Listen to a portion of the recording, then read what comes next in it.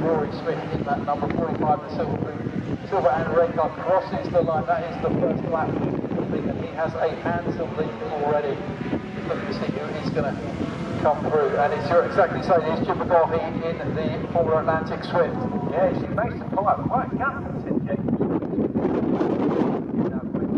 Tim went to be qualifying yesterday, but yeah, it's a big gap there. So that's a 3-second gap actually.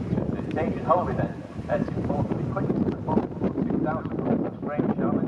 He's up into fifth, just in front of the second 111th Formula 2000 machine.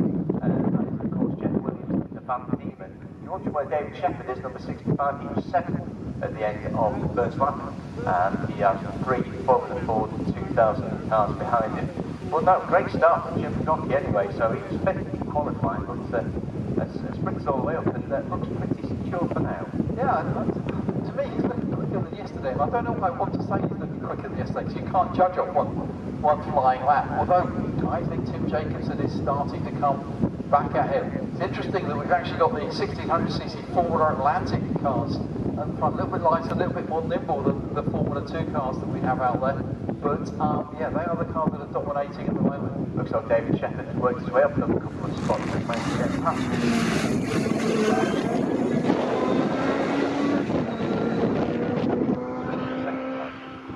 It is, yeah, that's going to be such a battle, isn't it? And we hope we can get a little bit once the race settles down as well. We're expecting a little bit of battle.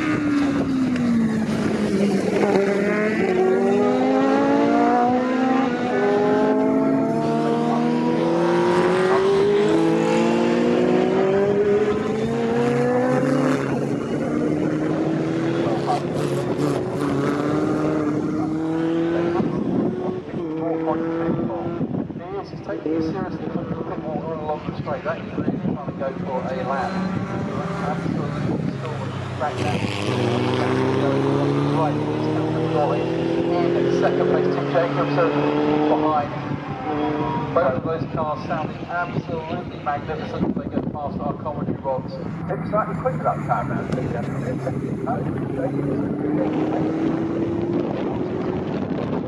1.3 seconds, almost 2 seconds out of Jim McGaughy.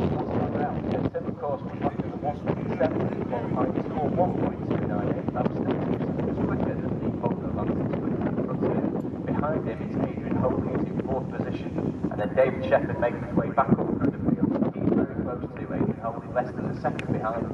So we'll see whether the Chevron makes further progress on this, the third lap of the race. It is David Shepherd in the 2:02, so that's not quite the pace of what's going on in front. They're still you can cross now. Yeah, there is that battle there. David Shepherd is starting to really as well. He's getting towards Jim McGaughy. So a few little battles brewing up. Libre is long gone in his history, I think, already 17 seconds up the road. But closing right up, Tim Jacobson as they go through Oggies to introduce they can turn right down.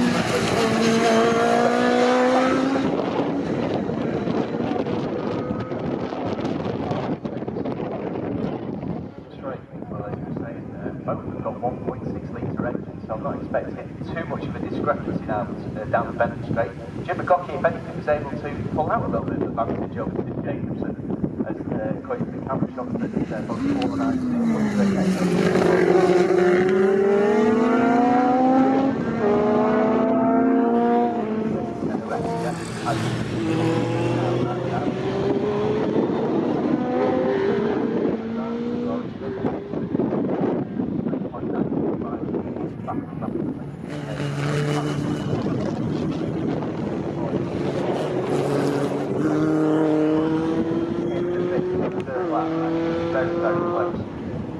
try and make a run as they go into thinking about it. If they go into Richard then, so Jim McGaughy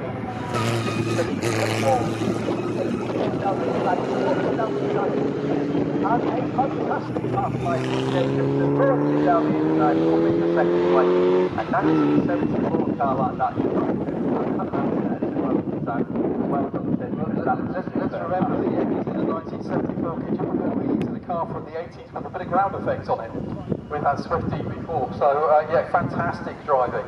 Yeah, superb pass there from Tim. So back up into second position. Last lap back the way, 202.737, and that would be all very nice to get yourself clear.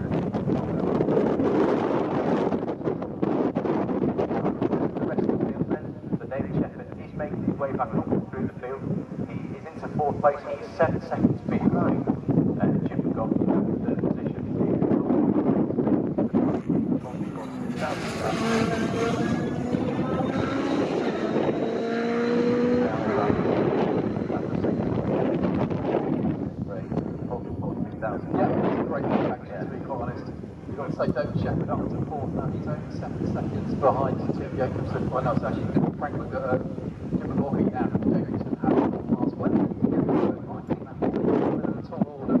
I think they're much more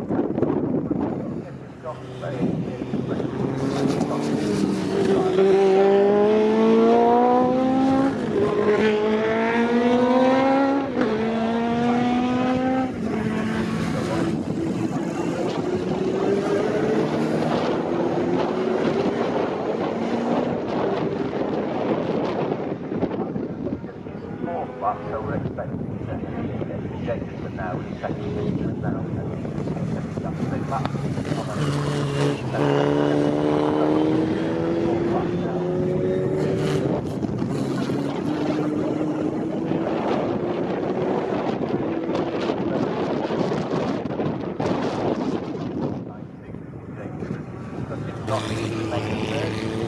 Connor lets David get through, so David gets 5.5 seconds.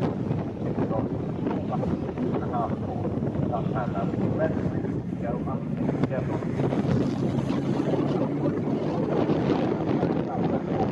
Third place.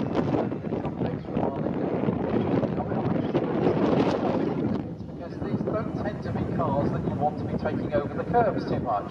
No, absolutely right. So it has to go wide on an exit somewhere. I think I've seen it go wide at Hamilton's and then going down towards Ogden's at least once. But let's